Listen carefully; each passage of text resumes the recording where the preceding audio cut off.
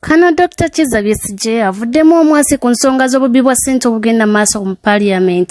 Ebyo n'ebirala byenkuleetedde tuulo kalire gwatana subscribinga likinga video eno esobola okugenda viral. Gashumba avuddeyo n'atukakasa nti BobiWine ye muyimbi yeka gwe tulina wano mu Uganda ali qualified okuyitibwa celebrity okusinziira ku nsonga zatumenyedde wansi.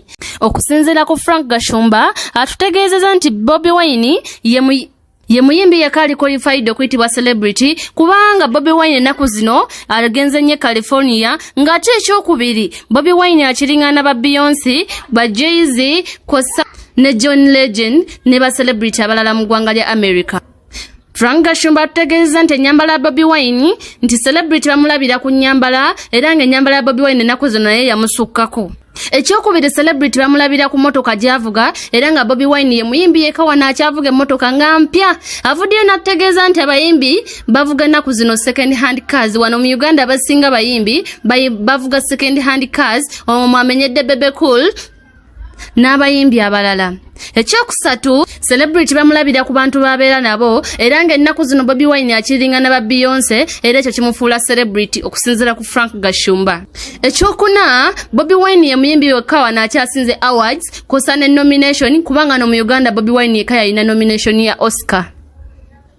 Awo wasinzidde naawe abayimbi omuli Eddie Kenzo, Bebe Cool, kosa n'abayimbi abalala bonna abayisamu Principe Gali nti bamuleke tekyali ku level zaabwe bamanyi nti era yabasukkako. Frank Gashumba yayongedde n'atutegeeza nti BobiWine essa nnaku zino yava ku struggle era kati yadda mu kunyumirwa bulamu bwe ne ba Hollywood celebrities. Kano Col.Kizza Besigye avuddemu omwasi ku nsonga z'obubbi bwa ssente obugenda maaso mu Parliament. Ebyo n'ebirala byenkuleetedde tuulo kalire gwatana subscribinga likinga video eno esobola okugenda viral. Kano Col.Kizza Besigye avuddeyo n'atuwa endowooza ye ku bigenda maaso mu Parliament nga mumwose okuli enguzi n'obuvuyo bungi obadde bugenda maaso mu Parliament. Okusinziira ku Besigye avuddeyo n'atutegeeza nti Parliament yafuuka nga katale k'abantu gye banoonyeza ssente nga kino kivudde ku ngeri abantu gye bayingira mu Parliament. Okusinziira ku Besigye avuddeyo n'ategeeza nti mu myaka 62 Abannayuganda tebakyusanga bukulembeze era awo waavudde n'atuwa ensonga nnyingi lwaki Parliament ya Uganda agirifalinze katale k'abantu ba bulijjo gye banoonyeza ssente.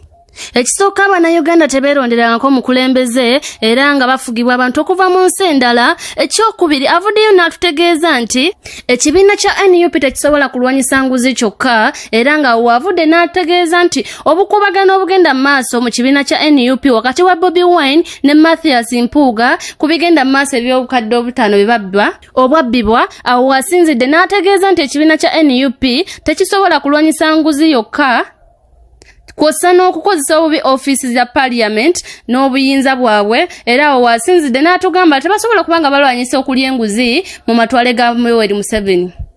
Besigye avuddeyo n'awa BobiWine amagezi okubanga azimba n'ekiwaka ezize awo wajja okusobola okulwanyisa enguzi n'okulya ssente y'omuwi w'omusolo.